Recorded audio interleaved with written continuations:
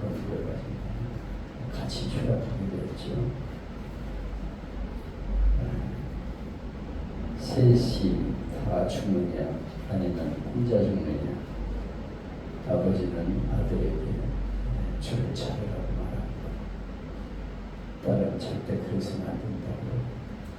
아버지는 지금 절박한 순간이니까 자르라고 명령을 하죠. 아들을 고심하다가 저를 자르고 아버지는 추락해서 돌아가십니다.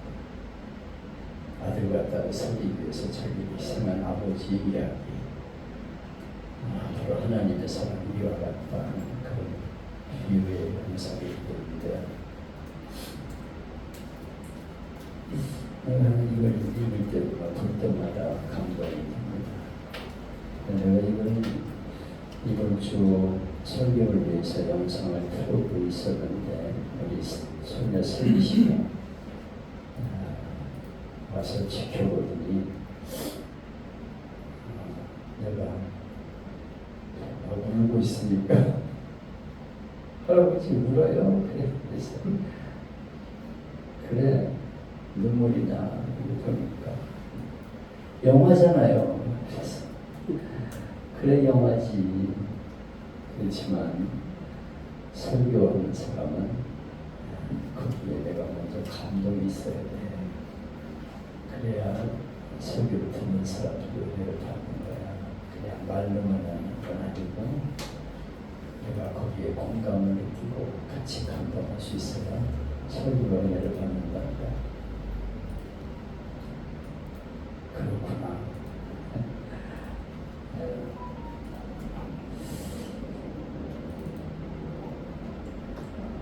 아들과 딸을 살리기 위해서 아버지가 자기를 희생하는 모습.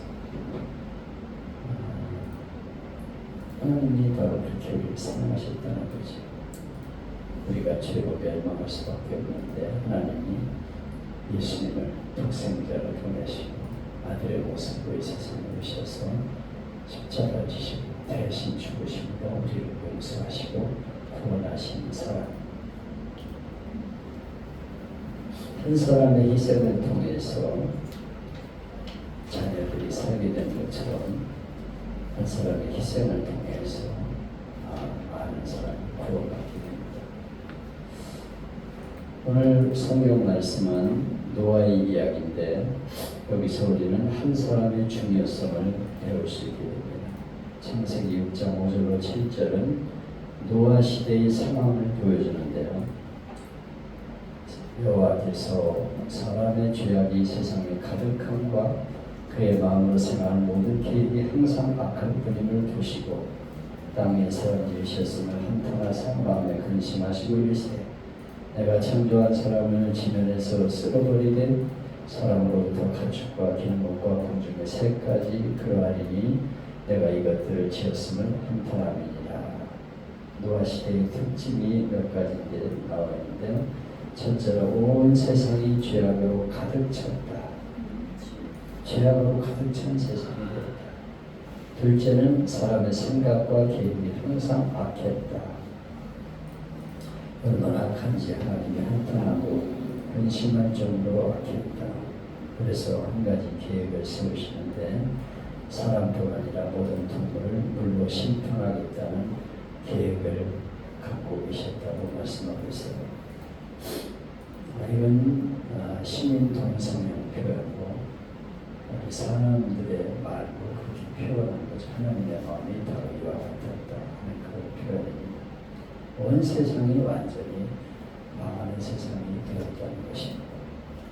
그런데 중요한 것은 노아는 여호와께 은혜를 입었더라. 여기 모든 세상이 가득 차 있었지만 노아는 그렇지 않고 은혜를 입었다. 은혜를 입었다는 건 자격이 없는 사람에게 주시는 하나님의 선물입니다. 하나님이 노아가 완벽한 거 아니에요. 뒤에도 보면 노아가 홍수 끝나고 나서 술 먹고 뻗어가지고 누워있으니까 자기 자식들이 와가지고 흉도를 저주까지 하면서 보게 되는데 완벽한 인간이 아무도 없지요. 그러나 하나님이 은혜를 주셨다. 노아는 그래도 믿음으로 살려고 애쓰는 걸 보시고 하나님은 노아에게 은혜를 주셨다고 말씀하고 있습니다. 은혜를 입었다는 말은 쉽게 말하면 하나님 눈에 드는 사람이었다. 하나님이 지켜보실 때 너는 그래도 믿음으로 살려고 애쓰는구나 하는 걸 보셨다는 것이죠. 눈에 들었다. 노아는 하나님 눈에 들 만큼 그런 사람이었다고 말씀하고 있어요. 그래서 이 세상을 홍수로 멸망시키기 전에 방주를 만들게 하죠. 하나님은 새로운 세상을 만드시려고 노아를 통해서 새로운 세상을 만들려고 하셨습니다. 방주를 지으라, 배를 만들라고 말씀하셨습니다. 명령을 받은 노아는 하나님 명령대로 순종해서 방주를 만들었어요. 히브리서 11장 7절에 보면 믿음으로 노아는 아직 보이지 않는 일에 경고하심을 받아 경외함으로 방주를 준비하여 그 집을 구원하였으니 이로 말미암아 세상을 정죄하고 믿음을 따르는 의의 상속자가 되었느니라. 노아는 방주를 어떻게 만들었냐? 믿음으로 만들었다. 아무리 나무가 산더미처럼 쌓였어도 믿음이 없이는 못 만들지요. 노아가 만든 배는 길이가 150m, 넓이가 25m, 높이가 15m 정도 되는 어마어마한 배야. 그 배를 산 꼭대기에 올라가서 만들었어요. 나무를 대다가 그걸 키고 자르고 그래가지고 요청을 가지고 만들었어요. 믿음으로 만들었다. 사실 사람들이 다 비웃었죠. 아니 지금 멀쩡한 날인데 무슨 홍수가 난다고 보면서 배를 지냐, 터무니없다. 그렇게 어마어마한 배를 왜 지냐 하면서 비웃지만은 그는 반드시 하나님이 말씀하신 대로 하신다. 믿음으로 배를 만들었다고 말하고 있습니다. 홍수 심판이 언제일지 모르지만 그럼에도 불구하고 순종해서 배를 만들었다. 120년간 배를 만들었다.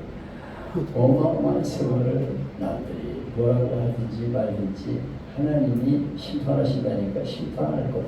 그리고 믿음으로 방주를 만드는 노아의 모습을 볼 수 있습니다. 노아가 순종을 어떻게 했느냐. 6장 22절에 보면 노아가 그와 같이 하여 하나님이 자기에게 명하신 대로 다 준행하였더라. 그대로 지켰다. 또 7장 5절에서 노아가 야훼께서 명령하신 대로 다 준행하였더라. 그대로다. 그대로 했다는 거예요. 이걸 보면 그는 하나님 말씀대로 순종하는 사람이었습니다. 그래서 노아를 통해 가족이 구원받게 되죠. 그래서 홍수가 땅에 있을 때 노아가 600세라 노아가 아들들과 아내와 자녀들과 함께 홍수를 피하여 방주에 들어가고 노아 때문에 그의 아내와 자녀들이 그 가족들이 다 구원받았다. 노아 한 사람 때문에 무서운 홍수의 심판 속에서도 온 가족이 살아나게 되었다는 것입니다. 한 사람 때문에 가족이 복을 받았다. 성경을 보면 한 사람 때문에 가정이 잘 된 이야기는 많죠. 아브라함 한 사람이 순종함으로 믿음의 가문이 이루어집니다. 반대로 아담 한 사람 때문에 죄가 세상에 들어오고 타락한 세상이 되게 되고 죽음이 세상에 찾아오게 됩니다. 한 사람의 여건이 중요한 것을 말씀하고 있습니다. 1941년 12월 새벽에 전 세계를 깜짝 놀라는 한 사건이 있었습니다. 350세대의 일본 항공기가 하와이에 진주만을 기습 공격했어요. 단 2시간도 못 되는 순간에 진주만 기지가 쑥대밭이 되고 무려 2,400명이 목숨을 잃습니다. 근데 미국의 진주만 기지가 일본군의 기습 공격에 맥없이 무너진 이유가 있어요. 그날이 주일이어서 미군들이 거의 외출하고 있습니다. 그날 아침 7시경 일본의 항공기들이 하와이에서 137마일 밖에까지 왔을 때 미국 레이더 기지에서 근무하는 2명의 사병이 레이더에 나타난 점들을 발견하고 당직 장교에게 보고를 합니다. 그 당시 137마일이면 일본 전투기들이 50분을 날아와야 되는 거리였어요. 충분히 대처할 수 있습니다. 그러나 레이더 초소의 보고를 받은 젊은 중위는 걱정할 거 없어 그러면서 무시합니다. 초소에서 또 보고가 들어옵니다. 레이더에 잡힌 건 수없이 많은 비행기들이 일본 항공기가 틀림없습니다. 그런데도 이 당직 장교는 전에도 일본 본토에서 많은 항공기가 날아온 적이 있어 걱정하지 마 그러면서 보고를 무시합니다. 그날 아침 7시 50분경 하와이 진주만은 일본 항공기의 기습을 받아 쑥대밭이 되었습니다. 한 사람의 장교가 충실하지 못한 별과 국가 전체에 어마어마한 피해를 입히고 수많은 생명의 목숨을 잃게 되었습니다. 그와 반대는 되는 이야기인데요. 네덜란드의 한스라는 소년이 이웃말로 심부름을 다녀오는 길이었어요. 소년은 해안에 뚜기를 걸으며 콧노래를 불렀는데 그러다가 갑자기 발길을 멈췄는데 졸졸졸 흐르는 물소리가 나는 거예요. 순간 한스는 하고 비명을 지릅니다. 뚜갈에 숨어 있는 쪽에 구멍이 뚫려가지고 바닷물이 새어드는 걸 발견했어요. 한스는 소년이었지만 땅이 해면보다 낮은 조국의 상황을 알고 있었어요. 바닷물을 막고 있는 뚝에 구멍이 생기면 완전히 물바다가 되어 수많은 생명이 죽는다는 것을 알고 있었습니다. 소년은 주위를 둘러보았지만 아무도 없었어요. 인가가 멀리 떨어져 있기 때문에 사람을 불러 갔다 오는 것도 불가능합니다. 그 사이에 물은 아까보다 더 세차게 뿜어져 나옵니다. 어쩔 줄 모르고 후둥대던 한스는 위쪽 허리를 벗어서 자기 오른팔에다가 휘감고 뚫어진 구멍에다 갖다 댑니다. 그렇게 날이 저물고 추운 겨울바람이 저고리를 벗은 소년의 몸을 꽁꽁 얼어붙게 만들었습니다. 배도 고픕니다. 그러나 그는 감각을 잃은 털을 그대로 두고 거기서 버팁니다. 집에 가고 싶은 생각이 있었지만 만약 내가 집으로 가면 네덜란드는 어찌가 되는가. 그래서 한스는 이를 악물입니다. 다음날 아침 뚝을 지나던 마을 사람들에 의해서 한스는 시체로 발견되었어요. 몰려온 사람 중에 한 사람이 한쪽 팔로 뚫어진 뚝을 막는 한스를 끌어안으며 이렇게 말합니다. 참으로 수고했다. 너의 애국심과 용기가 네덜란드 사람을 구해줬구나. 이 조그만 소년 하나가 자기 목숨을 희생해서 그 구멍을 막음으로 네덜란드를 구할 수 있었다는 시간입니다. 이렇게 한 사람 때문에 사회가 발전하기도 하고 한 사람 때문에 나라가 망하기도 하고 한 사람 때문에 교회가 좋은 소문이나 부흥하기도 하고 한 사람 때문에 나쁜 소문이나 전도문을 가로막고 교회가 풍지박산합니다. 한 사람 때문에 가문이 흥하기도 하고 한 사람 때문에 가문이 패거망신하기도 해요. 어떤 이는 한 사람이 희생함으로써 그 가정을 살립니다. 그리고 오늘 올린 카톡의 영상을 보면 베트남에 있는 여자 하나가 시집을 와가지고 우리 사목사님이 돌아오면서 봤더니 감동이에요. 나이 20살도 더 차이가 48살, 신부는 27살. 근데 시집을 왔어.